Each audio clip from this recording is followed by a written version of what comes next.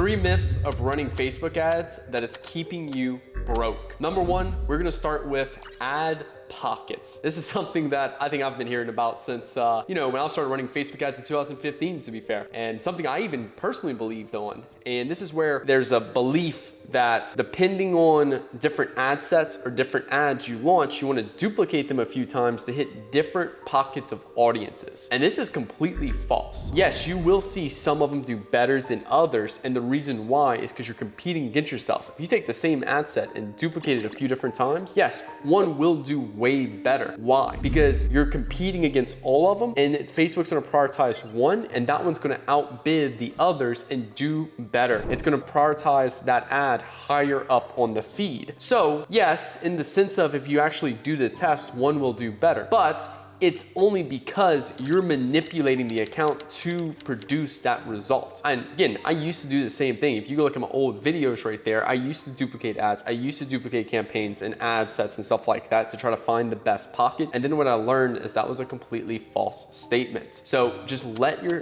one ad run, and as you give it time to optimize, it's going to produce the best results it can. This is something that once I veered away from, it significantly cut down my time in the ad account because I'm no longer worried about duplicating ads or duplicating ad sets, audiences, campaigns, and all that good stuff. And definitely what I would say a habit that, once I broke free, it made me feel a lot better and more efficient inside of the account. Myth number 2 is pretty much where does Facebook do its targeting? A lot of people believe that Facebook does the targeting at the ad set level. And while it is kind of true, it's not entirely true. So when you actually look at where the targeting is done, campaign level, there's no targeting. You're just simply creating the campaign. Ad set level, you put your targeting thing inside of there in terms of age, gender, location. If there's any particular interests or custom audiences you want to use, or lookalikes or anything like that. Me personally, I just keep it broad. I keep it age, gender, location, because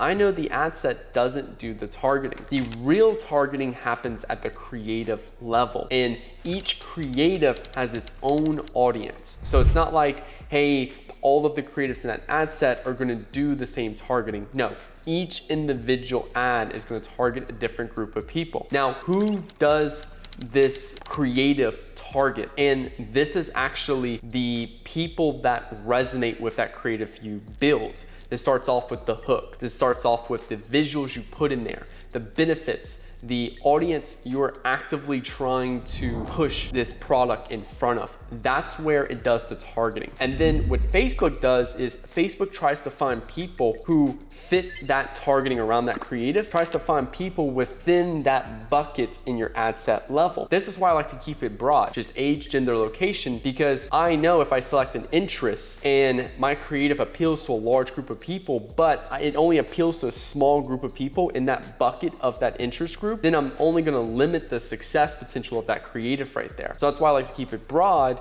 and I focus all my targeting on the creative. What I build is what attracts my ideal customer. This is where market research comes in play, building effective hooks, understanding market awareness, desire, sophistication, and all these high-level things that you can now understand in my new ebook, which just dropped below in the comments, where I take you through that step-by-step process of research, positioning, desires, and all of those good things right there. So that's what creates your audience. And then that is myth number 2. Now, myth number 3 is creative fatigue. This is a big one, again, that we've seen a long time, where we have a belief that if, every 7 days we have to cycle in whole new creatives. And while I do focus on testing new creatives every week, I don't focus on creative fatigue being the issue there. So creative fatigue, as what people understand, is that after a creative has spent a certain amount of money or has been running for a certain period of time, it needs to be turned off and new ads need to be put in the account. I have some creatives that have still been running since 2020. I have some ads that have spent multiple hundreds of thousands of dollars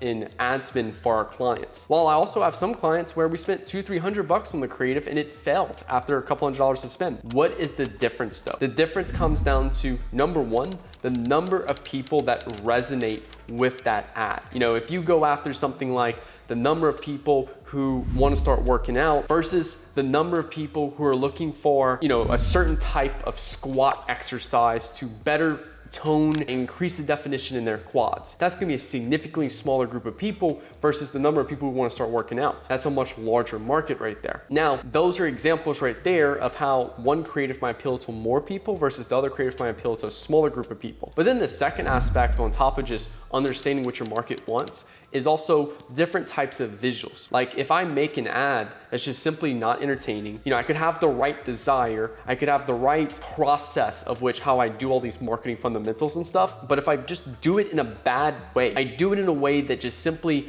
makes people like, I'm gonna scroll past this, that's also going to resonate with a small group of people. So yes, the marketing fundamentals play a big impact for reaching a large group of your market, but then also the other aspect is just simply creating good content that people want to watch. There's a certain number of people that love watching this channel because of the level of content I make. But then there's other people that, that are making exactly the same pieces of content as me, but it's just not as refined. They don't sound as confident when they're talking. They don't portray these things in the best way possible. And I wish them the best and hope them they can get level up just like me. But the reason why you jump to me is because I'm a little bit better at portraying those things. And that's what a lot of time I'll see in creatives, where some people, they just simply haven't mastered that skill set of being able to create those creatives that are entertaining and stuff like that. And the only difference I see is number one, time and attention that goes into it. And then number two, just number of reps, right? The more reps you put in at creating creatives, the better you get. The creatives I create is based off 10 years of experience. Whereas there's some people, they create one ad,